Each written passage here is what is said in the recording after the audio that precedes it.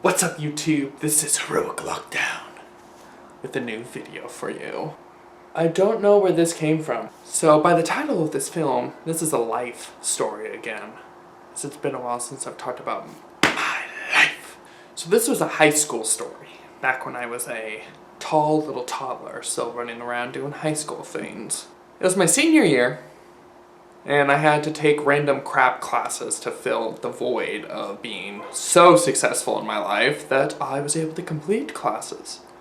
So that's where I am. I'm taking random classes such as ceramics, filmmaking, and a bunch of PE classes. One of the PE classes that I took was just called Net Games. Oh yeah. We legit just played a bunch of games that involved a net. It was pretty cool. It was a big class. There was a bunch of different kids of all ages in there. And then there was this one guy.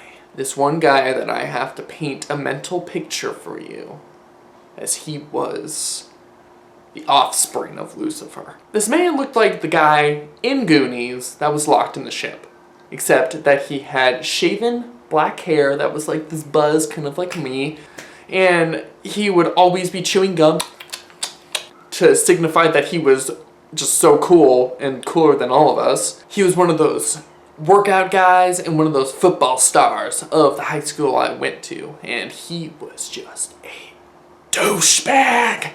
Like, this kid had such a potty mouth. Everything he said either involved the F word, the C word, the T word, the N word, and everything. But he would mumble it. He wouldn't say it out loud. He would mumble it. So it just kind of showed you that he was a big baby. One day, we were playing dodgeball. Don't know what that has to do with a net, but I guess the teacher just got bored. So she decided to just give us a bunch of balls to throw at each other at 100 miles per hour. I had a friend in there. His name was Jason. Amazing kid. And him and I were on the same team against the douchebag. And he was just throwing balls at us like 100 miles per hour. And he didn't listen to the line rules, because, you know, in dodgeball, there's a line that you can't cross.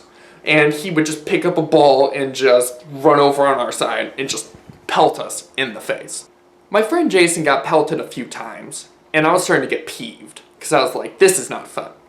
I gotta do something. I gotta get back at this kid the only way I know how.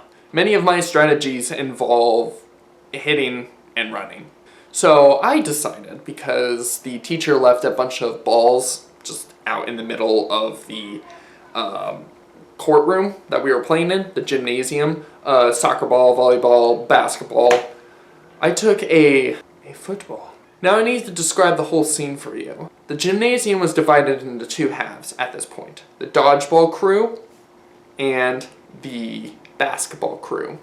Basketball crew was off to the right, dodgeball crew was off to the left. And above the gymnasium was this little catwalk thingy that would go to an unknown room where all the teachers and people would go hang out. But students can access the first door, they just can't go to the next door. So this kid is just knocking kids out left and right. Jeez, I don't know how to speak. I'm just so frustrated by this kid. So I take a football and I run up to the catwalk.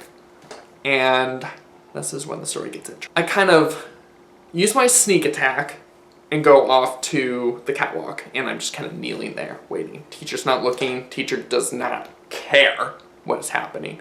And douchebag is on our side throwing crap at kids again, all the lovely little dodgeballs. So I take aim as I'm hiding. And it was a very, very quick moment. I had to be strategic. He didn't know I was existent in general.